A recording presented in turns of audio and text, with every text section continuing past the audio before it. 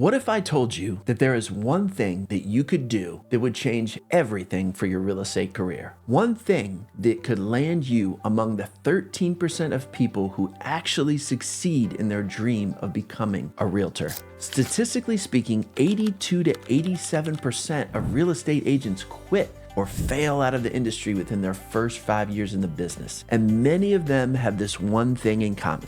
They do not have a written business plan. So if you are looking to be in that small number of agents, that 13% who actually survive and go on to crush it in this business, then this video is for you. I'm Dave Seibert. I sell over 100 homes a year, every year. Today, we are going to establish a framework for a simple, straightforward plan with measurable results so you can build a blueprint for your year. By the end of this video, you will be able to establish a one-page plan that maps out where each of your transactions is going to come from and exactly how you are going to get each of those transactions. This is the same plan I use to sell over 100 homes per year and the same plan I have used to coach other great agents achieve great success. Step number 1, set your ultimate goal. What do you want to achieve? We're talking about net income, not gross commission. That's the money that actually hits your pocket after all the expenses. How much do you want to make in the next year? Is it $5,000 a month, $10,000, $20,000?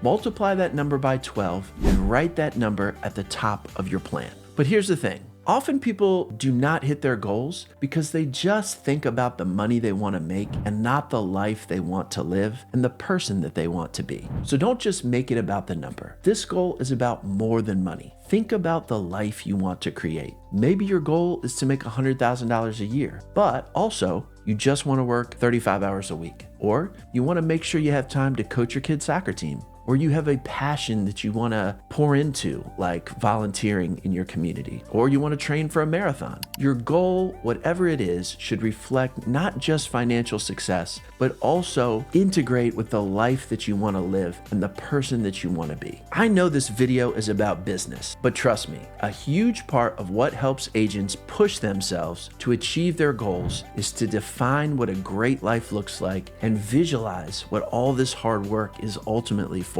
Step 2, visualize your success. Once you've locked in on your goal, the next step is to imagine what it will feel like when you hit it. Picture yourself, just for a moment, living the life you're working to create. We're about to get into the numbers, but take a minute to reflect on how it will feel when you've reached that number. Will you feel peace, gratitude for the security of knowing you've provided for your family? Maybe you'll feel proud of how you balanced work and your hobbies. Whatever it is, take a moment to really connect with the emotions tied to achieving your goal. This is key. It turns your goal from a number on a page to something you truly want to happen. Now that you've visualized, let's move to step 3.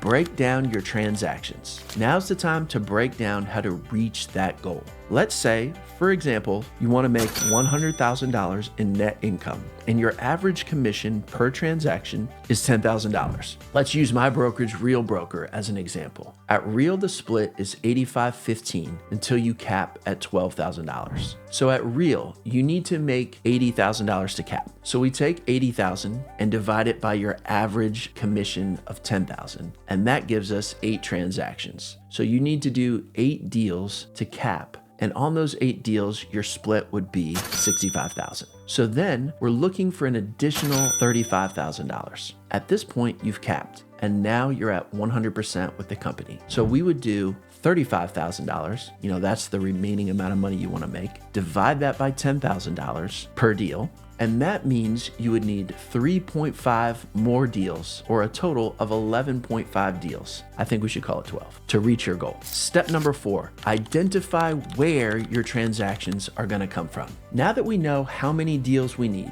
let's talk about where those 12 transactions are going to come from. You'll want to break your business into 2 to 3 categories. There are probably 80 different ways you can go about finding real estate transactions, but most pros have 2 to 3 that they heavily focus on, and that is usually more than enough to create a great business. For example, let's divide it into these 3. Number 1, your sphere of influence and past clients. These are people that know you right now. Number 2, referrals. These are people that you don't know but they know the people that you want to know, and you are going to find these people through those people that you do know. I'm talking again about your sphere of influence and your past clients. Number 3, open houses. To keep it simple, let's say you want 4 transactions from each category. So you'll have 3 main sources: your sphere of influence, referrals from your sphere, and people you meet at open houses. Now that we've identified our sources, let's move on to step number 5. Plan your activities to generate leads.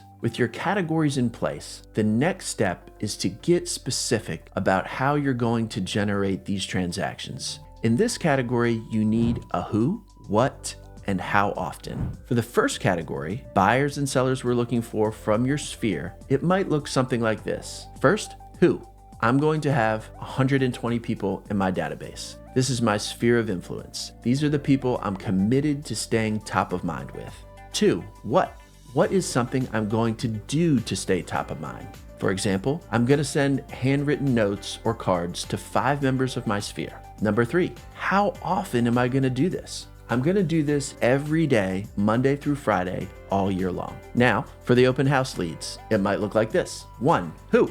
Who am I trying to reach? People outside my sphere of influence who are looking for a home and don't already have an agent. 2, what? What am I going to do? I'm going to hold a home open to the public and market the event to draw potential purchasers to the home. 3, how often am I going to do it? How often am I going to do this activity? I'm going to hold 3 open houses per month on a Saturday or a Sunday. That's how often. Every single thing that you do needs to define who, what, and how often. The goal here is simple. Build relationships, stay in touch consistently, so when someone needs your services, you're top of mind.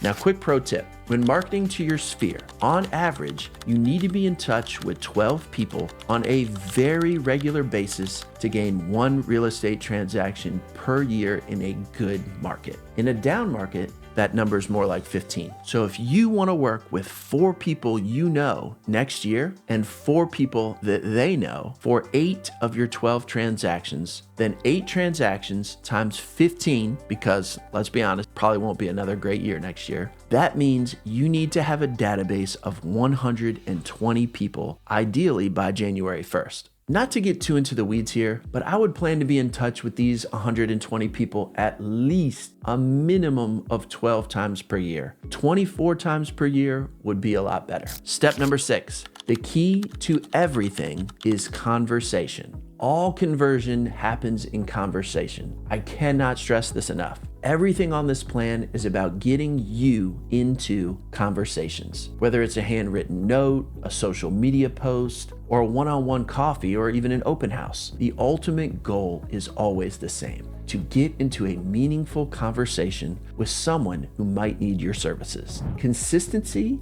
and connection are everything. Posting on social media is huge for me, and it's a pillar of my business, but I always have to remind myself, drive towards conversation. A post or a story needs to drive towards a DM. The DMs are where the conversations happen. Now that you've got your 1-page business plan, it's time to get to work. And if you want to take your business even further and get these strategies into your daily schedule, make sure you're subscribed. My wife Amanda and I will be walking you through how to implement this plan step by step in upcoming videos. Remember, work hard, be kind, and keep striving for greatness.